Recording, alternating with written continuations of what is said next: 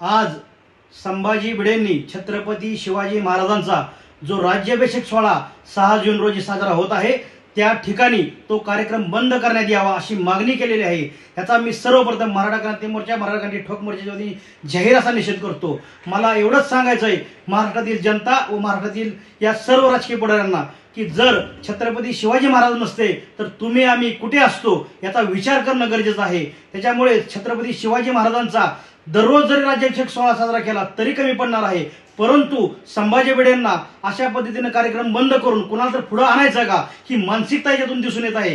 त्याच्यामुळे येणाऱ्या काळामध्ये अशा पद्धतीने जर तुम्ही मागणी करत असाल तर नक्कीच या महाराष्ट्रातील शिवशंभू भक्त तुम्हाला जशाच तसं उत्तर दिल्याशिवाय राहणार नाही। त्याच्यामुळे असे जे वक्तव्य करतात अशावर सरकारनं लवकरच बंदोबस्त करावा एवढीच या ठिकाणी मराठा क्रांती मोर्चाच्या वतीने मागणी करतो आणि या संभाजी भिडेचा बंदोबस्त करावा, अन्यथा आम्हाला याच्यावरती काहीतरी विचार करून या येणाऱ्या काळामध्ये याचा निर्णय लावावा लागेल।